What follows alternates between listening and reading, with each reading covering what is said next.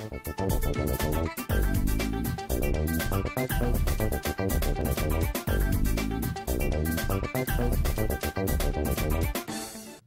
noite, bancário. Boa noite, bancária. Sou Juvândia Moreira, presidenta do sindicato. E nós vamos começar mais um Momento Bancário em Debate. E hoje nós teremos um debate por banco. Nós contamos aqui com a presença dos coordenadores de banco, né, que vou apresentar para vocês. Nessa primeira rodada, a gente vai conversar com a Liliane, que é bancária do HSBC. A Liliane é coordenadora do coletivo do HSBC aqui no sindicato, que a gente distribui por banco, por regional, e tem também as discussões gerais. A gente está aqui ao lado da Liliane, o companheiro Kardec, que é empregado da Caixa Econômica Federal, coordenador do coletivo e também é membro da executiva do sindicato. E aqui ao meu lado está também o companheiro Júlio, que é bancário do Itaú, é coordenador do coletivo do Itaú e vai conversar um pouco com a gente aqui sobre as expectativas dos bancários, o que os bancários e bancárias desses bancos estão comentando, né? E nós vamos falar um pouco da rodada de negociação que aconteceu ontem. Então, ontem nós estávamos discutindo com os bancos as questões de remuneração. Tem várias pautas, né, sobre remuneração. Por exemplo, a primeira questão sobre remuneração é o aumento real dos salários, né? Mas, primeiramente, nós iniciamos a negociação discutindo um pouco da conjuntura e nós colocamos para os bancos que o Brasil continua crescendo, as categorias tiveram um aumento real de salários, 84% das categorias no primeiro semestre tiveram aumento real de salários. Nós temos os bancos que os bancos estão crescendo ainda, mais do que o Brasil. Que o Brasil cresce num patamar e a riqueza dos bancos cresce num patamar ainda maior, né? Então, nós vemos, por exemplo, que os 6 maiores bancos têm um crescimento médio nos seus lucros de 20% no primeiro semestre. Isso é um resultado excelente, né? A rentabilidade dos bancos tem um crescimento que com certeza, os bancos são o setor mais rentável desse país. E a gente pode afirmar isso. Pega os 6 maiores bancos que dominam, que concentram, né, a riqueza do sistema financeiro, que concentra o sistema financeiro, seja em crédito, seja em número de funcionários, seja em depósitos, enfim, com todos os indicadores que você olhar, em número de clientes, você vai ver que nesses 7 maiores bancos você tem uma grande concentração do sistema financeiro nacional hoje, né? E quando a gente olha a rentabilidade média desses bancos, está em torno de 25%. Isso aí que significa dizer que em apenas 4 anos, né, o banco tem patrimônio, se ele juntar o lucro, ele tem patrimônio para comprar um banco do mesmo tamanho. E nesta conjuntura extremamente favorável, nós colocamos para os bancos que nós queremos fechar um acordo e não abrimos mão de fechar um acordo em 2011, né, igual ou melhor do que o acordo do ano passado. Continua com excelentes indicadores, todos os indicadores apontam crescimento para os bancos, portanto, os bancários querem isso em valorização dos salários, do piso, aumento do valor da PLR e também, né, em melhoria das condições de trabalho. Bom, no item aumento real, vocês viram aí na folha bancária os informes, no item aumento real, os bancos dizem que a remuneração dos bancários não vai dar nenhum salto esse ano. Mas nós vemos, não é, que a remuneração, o lucro dos bancos todo ano dá salto. Todo ano dá saltos. E saltos consideráveis e significativos. Na valorização do piso, quando a gente está defendendo a proposta de piso do DIEESE, que é a nossa proposta, que os pisos têm que ser valorizados, os bancos dizem que o ano passado o piso já foi valorizado, já teve aumento maior que o restante dos salários na categoria e que esse ano, portanto, não tem que ter aumento diferenciado no piso, né? O Kardec, comenta um pouco, assim, os empregados da Caixa têm uma demanda muito grande, a gente vê pelo aumento do piso, né? Conversa um pouco assim, o que os bancários da Caixa estão pensando sobre isso? Sobre a campanha, né? Boa noite, Juvândia. Na verdade, o bancário da Caixa, ele tem a expectativa de que melhore não só o piso, porque o piso, inclusive, estimula os empregados novos, principalmente aqueles que acabaram de chegar no banco, eles tiveram, assim, com a expectativa de receberem um pouquinho mais, eles vêm com um gás maior para poder dar a sua cota de contribuição ao banco. Só que, infelizmente, isso não acontece na prática, em função de excesso de metas e tudo mais. Além de melhorar o piso, a expectativa é que melhore também o vale alimentação e refeição, que isso faz parte, inclusive, para o bolso do trabalhador, com bastante ênfase na hora de fazer compra e tudo mais. Então, assim, a expectativa é que se melhore também vale alimentação e vale refeição. Você sabe que nesse item vale alimentação, refeição e auxílio creche e babá, a FENABAN diz que o aumento provavelmente será o aumento que vai ser dado para os salários. E que com isso ele já está dando ganho real e que o certo seria eles corrigirem somente pela inflação. Mas como ele já vem fazendo isso todos os anos, dando aumento real, se tiver aumento real nos salários, o vale alimentação, refeição e o auxílio creche e babá também terão o mesmo aumento dos salários. Quer dizer, eles dizem que o auxílio nunca foi criado para atender essas demandas, é só um auxílio, só uma ajuda, né? Porque a nossa reivindicação é que seja R$ 545. Os bancos dizem que isso está fora de cogitação.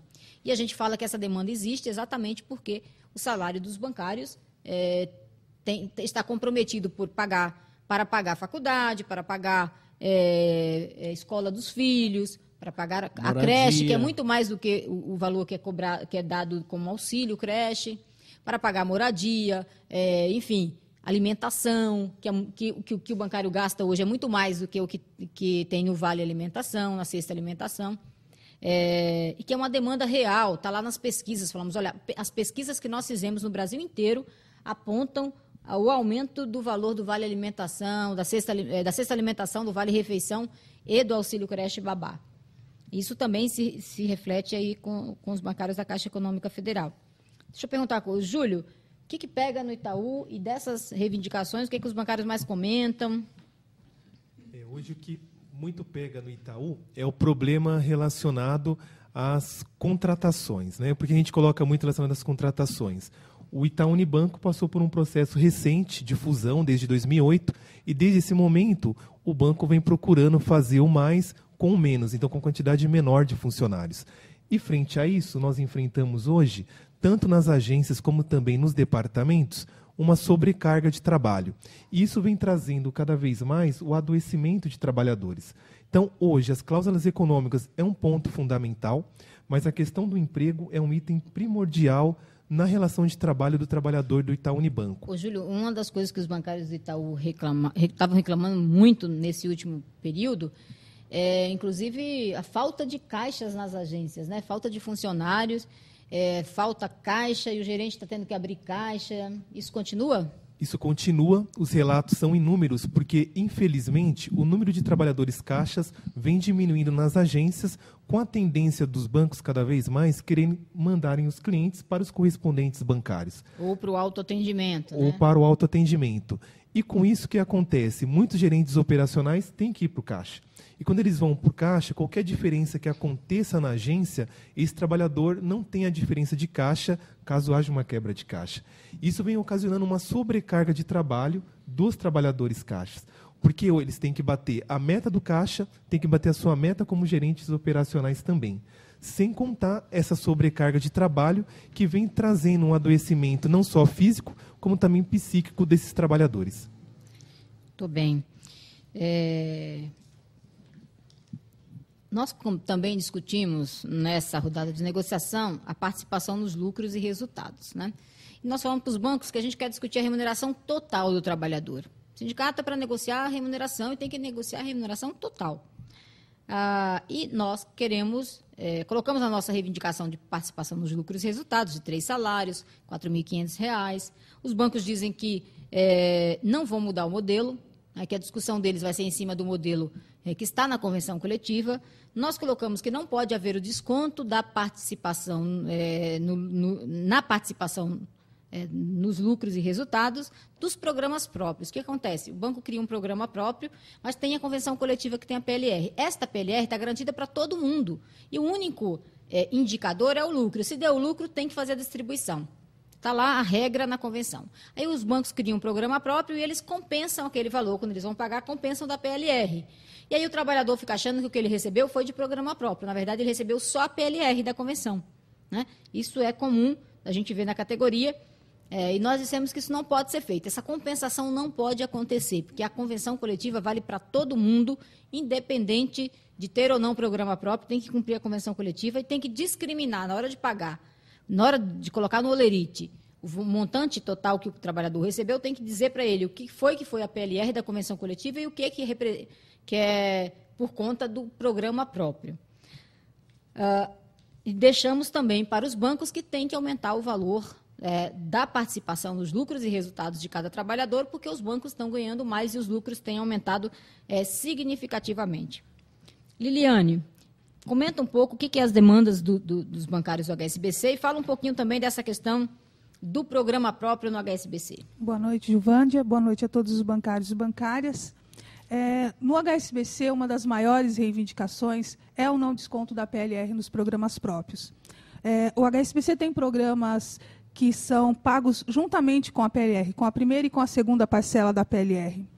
E, em muitos casos, quando o bancário atinge a sua meta, ele tem um valor para receber, e quando ele vai receber essa segunda parcela, esse valor é descontado do que já está convencionado, o que ele já tem como garantia de receber, que é o PLR.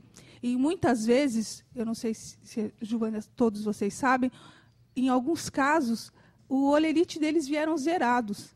Quer dizer, é um absurdo o bancário receber um holerite zerado com o desconto do que ele, com o seu esforço, com metas altíssimas, de forma muito difícil de atingir, gerando o adoecimento dessas pessoas para chegar a atingir essas metas. E quando ele vai receber a remuneração, né, por esse esforço do ano, ele é descontado do que já está convencionado, do que já lhe é de direito, e a pessoa chega a não receber nada ou a receber um valor muito menor do que ele mereceria pelo que ele fez durante o ano. Pelo esforço e dedicação, né? Exato. Bom, então, lembrando aqui, o Júlio estava falando da sobrecarga do trabalho, da falta de funcionário nas agências aí do Itaú, em especial dos caixas. Essa é uma realidade muito grande nas agências bancárias dos bancos no geral, né? Os bancos têm diminuído o número de caixas exatamente para que o cliente vá se atender, né? Para diminuir a quantidade de pessoas dentro das agências. Em vez de aumentar o número de pessoas para atender melhor a população, que é a defesa que o sindicato faz, aumentar o número de funcionários para atender melhor a população. E nós colocamos na semana que discutiu o emprego essa reivindicação, né? Tem que ter no mínimo 5 caixas por agências. Essa foi uma reivindicação colocada. Eu queria que o Kardec comentasse aqui que nós criamos uma coluna chamada Boca no Trombone, que está no site e está na folha bancária. E aí os bancários, né, de todos os bancos têm mandado seus relatos, porque o banco, na mesa de negociação, os bancos falaram que não acreditavam que a pressão, o estresse na agência bancária é tão forte como o sindicato estava falando, e que a gente estava dourando, aumentando as cores do problema. Aí os bancários começaram a mandar relatos, nós recebemos mais de 100 relatos, né? E as coisas são absurdas. Vocês viram na folha bancária essa historinha que está contada aqui, foi mandada por um bancário, aliás, por uma bancária, né? Mais precisamente, e cada edição de folha bancária vai sair lá o Boca no Trombone e os relatos, alguns relatos selecionados. Aí, Kardec, a bancária diz o seguinte: o banco realmente não se interessa pela saúde de seus funcionários. No ano passado tive uma crise de estresse e precisei fazer um exame em uma sexta-feira. Um gerente operacional não queria aceitar meu atestado, dizendo que sexta-feira não é dia de ir ao médico, que funcionário tem que procurar médico que atenda aos sábados. Isso acontece mesmo na Caixa? Exatamente. Esse é um problema que a gente vem enfrentando. Vários bancários nos relatam problemas e pressões que eles têm recebido em função de problemas de estresse e tudo mais. E, principalmente, assim, além da pressão por metas e esse adoecimento que vem acontecendo sistematicamente, O principal é assim, a maioria dos empregados trabalham sem receber hora extra. Isso é muito grave, isso é muito sério. E só fazem isso porque eles têm medo de perder a função. Então, não tem como o bancário negar que vai ficar mais tempo numa agência para o gerente, sendo que ele corre o risco de perder a função ou ser, muitas vezes, transferido para outra unidade e tudo mais. Então, esse problema é muito sério. Bom, isso também foi discutido na negociação. Nós registramos isso lá na mesa de negociação, quando a gente estava discutindo as questões de saúde e condições de trabalho, e a FENABAN disse simplesmente que não acredita, né, que os bancários não esteja sendo aceito o atestado que o bancário manda, que o bancário tenha que compensar, e é muito importante ter esse relato aqui para confirmar para os bancos que isso está acontecendo. E o direito de ir ao médico, e o médico da confiança da gente, e tem muita gente que não atende de sábado, né? E o bancário tem o direito de ir ao médico, está na lei, inclusive, né? Tem que cumprir, no mínimo, a lei. Bom, nós vamos voltar no próximo bloco. Eu queria aqui agradecer a presença da Liliane, do Kardec, do Júlio, né? E dizer para os bancários do Itaú, da Caixa, do HSBC, que tem que estar mobilizados no próximo dia 20, né, terça-feira da semana que vem. Ficou marcada uma nova rodada de negociação, onde os bancos se comprometeram a apresentar uma proposta, né? E nós dissemos para os bancos que a proposta tem que dialogar com todas essas questões que vêm sendo apontadas pelos bancários nos locais de trabalho, como problemas que precisam ser resolvidos, né? Então, nós vamos dar um intervalo, nós retornamos no próximo bloco, já para conversar, continuar a nossa conversa sobre a campanha, sobre a negociação de ontem, mas no próximo bloco com os coordenadores do coletivo do Santander, do Bradesco e do Banco do Brasil.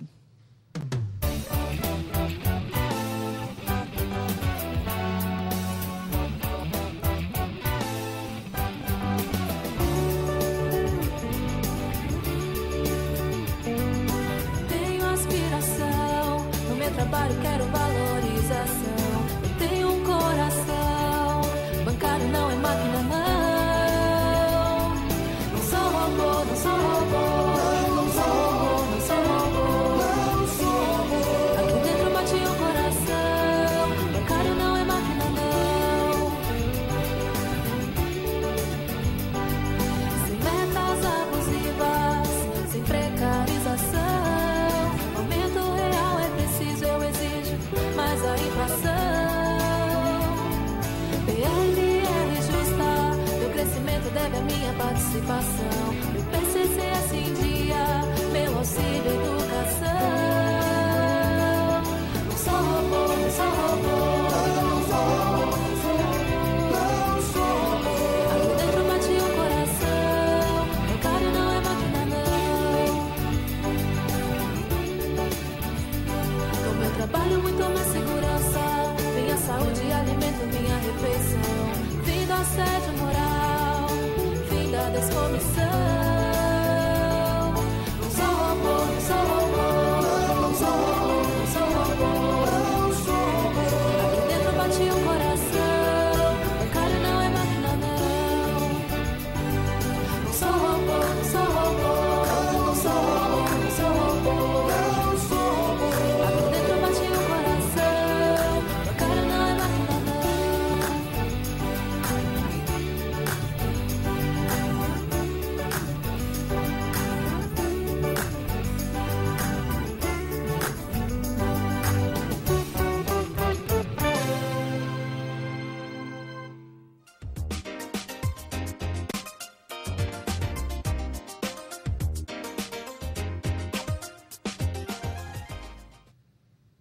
Bom, nós estamos de volta com o Momento Bancário em Debate, falando sobre a negociação que aconteceu ontem e que discutiu a questão da remuneração da categoria bancária, né?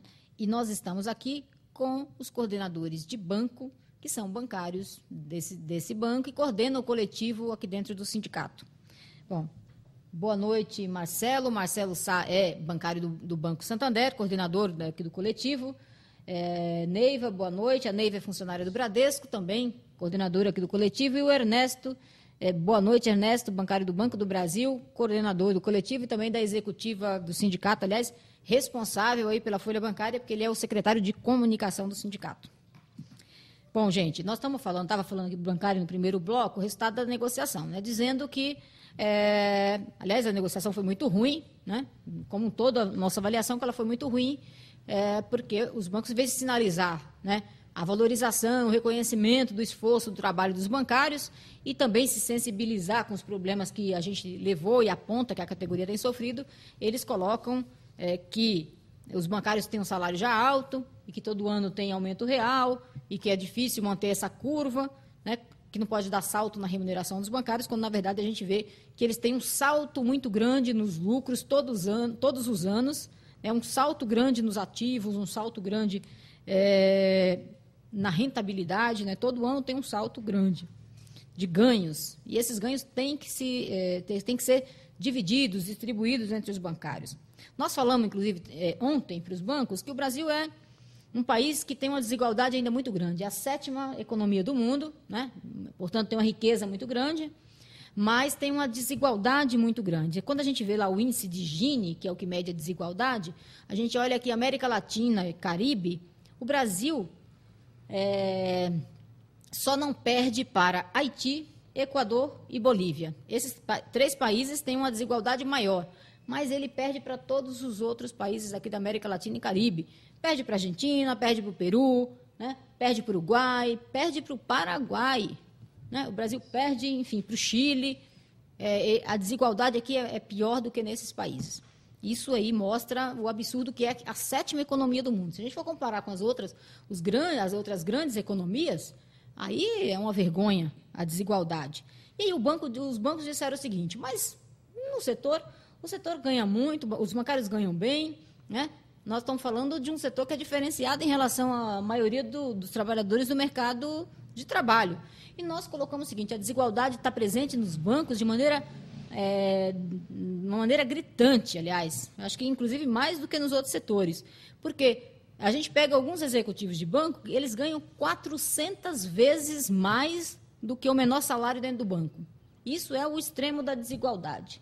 E num seminário que a FENABAN promoveu, um dos técnicos que a FENABAN levou falou que isso só acontece aqui no Brasil. Né? Nessas grandes economias, essa desigualdade, essa distância entre o maior salário e o menor salário não é desta forma que está colocada aqui no Brasil.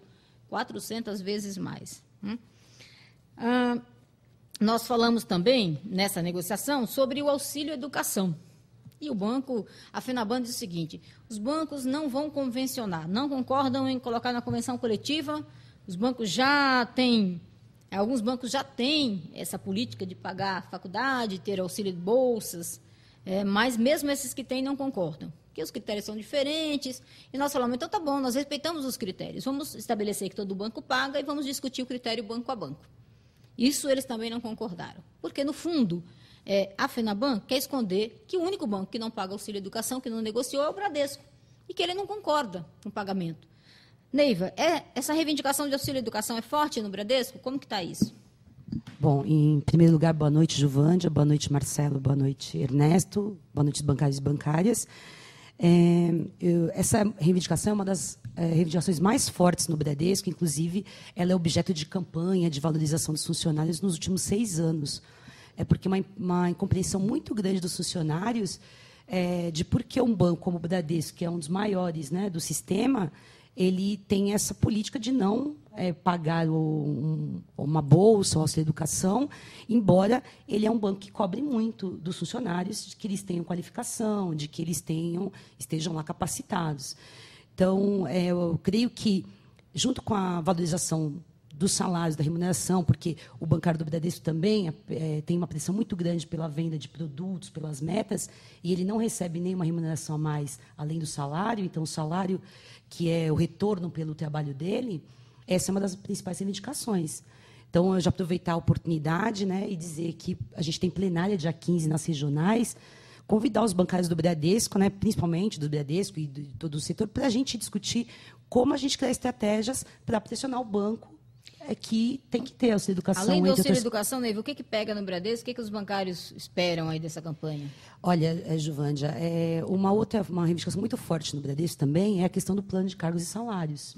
Porque o Bradesco tem vende aquela política de que é uma carreira fechada, de que você entra como boy e pode chegar à presidência do banco, mas no dia a dia os critérios são totalmente não são transparentes, as pessoas não sabem Isso como foi uma elas coisa que fazem. nós cobramos na negociação, né? Porque os bancos alegam que todo banco tem um PCS, mas os bancários não conhecem a estrutura, exceto nos bancos públicos, que é divulgado, que o bancário conhece a estrutura do plano de cargos e salários. Nos bancos privados, os bancários não sabem qual que é a estrutura, nem de cargos e muito menos de salários, né? Quanto que é a remuneração correspondente àquele cargo. Então, isso gera uma insatisfação muito grande, né? Porque a pessoa que ingressa no sistema financeiro, principalmente no Bradesco, acho que vou estar falando do Bradesco, né? Os companheiros vão falar dos outros bancos. O pessoal é muito jovem, com muita vontade de crescer na carreira, né? Com muita expectativa de que ali eles vão poder se desenvolver profissionalmente, financeiramente, e quando chega na agência só resta vender, pressão, as condições de trabalho não são adequadas, aí a gente está sempre falando do adoecimento da categoria, e fica aquela sensação de que o que determina você ascender na carreira é você ter um QI, você conhecer alguém importante no banco, você, né, tem essa insatisfação que é muito ruim para os bancários, porque eles estão se dedicando à carreira, fazem lá um monte de curso de treinete e não vem a valorização em salário e em valorização profissional, ascensão profissional, principalmente também para as mulheres, né, porque a gente tem uma reivindicação forte na questão de igualdade de oportunidades. E a gente sabe que as mulheres ainda ganham menos que os homens, e só 30% em média, e só através de um PCE, de um plano de cargos e carreira salário, que você ia resolver essas distorções. Né? Bom, Marcelo, eu já estava falando aqui no primeiro bloco que a gente criou, e você é diretor do sindicato, sabe, a gente criou na Folha Bancária o Boca no Trombone, né? E a gente tem recebido e-mails, aí o pessoal do Bradesco mandou reclamando, por exemplo, que a pessoa dizendo que está em depressão e que o Bradesco nem cobre tratamento psiquiátrico. E é verdade, a gente está cobrando, inclusive, que inclua no plano de saúde o tratamento psiquiátrico e psicológico, né? E tem uma mensagem aqui de um e-mail de um bancário do Santander, que ele diz o seguinte: existe horário de almoço para coordenador do Banco Santander? Temos de ser caixa, cuidar da tesouraria, processos, abastecer autoatendimento, atender, vender, ler outlooks, normativos, atender telefones, não fazer hora extras, tudo isso em 8 horas por dia. Como é que está? Está muita sobrecarga de trabalho no Santander? Está grande? Está faltando funcionário? Então, Juvândia, boa noite para você, boa noite para você bancário, para você bancária que está assistindo, e desde já obrigado pela audiência. Juvândia, acontece o seguinte, existe horário para almoço no banco, sim. O sindicato é um sindicato de luta e conseguiu esse horário para almoço para todos os trabalhadores e trabalhadoras. O Santander, pela precariedade que ele oferece hoje para os seus trabalhadores, porque é uma falta total de funcionários nas agências e nos departamentos. E, muitas vezes, o trabalhador que é responsável, que, de fato, sua a camisa, que, de fato, dá o resultado para o banco, ele acaba sendo alijado desse direito que é fundamental, porque o banco, de fato, não o respeita. O Banco Santander tem se caracterizado no Brasil, desde quando aqui chegou, por ser um banco que desrespeita tanto os seus funcionários quanto os clientes e a sociedade de modo geral. A promessa do Banco do Brasil não era essa. Então, o que a gente percebe hoje é uma sobrecarga de trabalho absurda, uma falta de funcionários graçante dentro das unidades do banco. É uma coisa que a gente, do sindicato... Uma pressão também muito grande, né, Marcelo? Pressão por cumprimento de metas que vem adoecendo a categoria como um todo. Mas no Santander, a impressão que se dá é que os casos são maiores, que a grita por nessa questão é maior ainda. E o sindicato, evidentemente, que vem sempre procurando o banco para tentar fazer com que o banco, de fato, respeite o seu trabalhador, porque essa é a promessa que o banco fez quando aqui chegou no Brasil. E eu queria, viu, Giovânia, se você me permite, claro. Agora já no dia 15, a Neiva lembrou ainda há pouco, nós vamos ter uma plenária dos bancários nas regionais, né? Então, nós estamos convocando aqui os bancários do Santander, do Bradesco, do Itaú, todos os bancários, Porque o sindicato luta muito, luta o ano inteiro. E o nosso sindicato tem um histórico de luta. Só que este momento aqui é um momento ímpar para que o bancário ele possa, de fato, a bancária, de fato, extravasar toda a sua insatisfação. Bancário do Santander, bancária do Santander, que vem, ao longo de todo o ano, fazendo essas reclamações e essas queixas, agora é um momento ímpar para a gente, de fato, estarmos mobilizados e atentos à negociação para podermos, de fato, arrancar um acordo que seja o justo para a categoria bancária.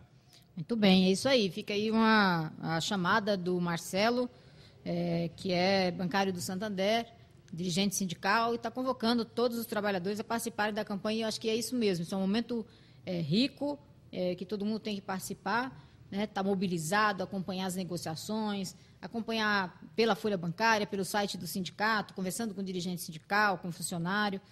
Bom, agora nós vamos conversar também com o Ernesto. Ernesto, nessa coluna, né, da folha bancária, o Boca no Trombone, um bancário do Itaú mandou um e-mail dizendo o seguinte: sou funcionário, um bancário do Banco do Brasil, dizendo o seguinte: sou funcionário do BB e em minha agência foram remanejados 3 funcionários em apenas 4 meses por causa da pressão por vendas do novo administrador. Um assistente e 2 gerentes PJ, sendo que uma delas pediu afastamento por não aguentar mais a pressão, né? E a outra saiu aos prantos da agência, se despedindo dos outros funcionários. É cobrança diária pelo administrador, humilhações, metas abusivas e impossíveis de serem cumpridas. Regional ligando 2 vezes ao dia, cobrando, né?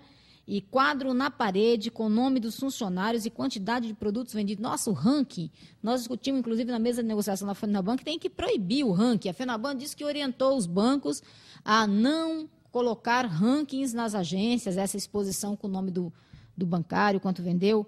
Fala um pouquinho, esse absurdo aqui que o bancário relatou, essa pressão toda que está nas agências do Banco do Brasil? Esse é o dia a dia do funcionário do Banco do Brasil, Juvândia. E isso faz parte de uma lógica que a direção do Banco do Brasil implementa para atingir seus objetivos de metas abusivas, né? E como é que ele faz isso?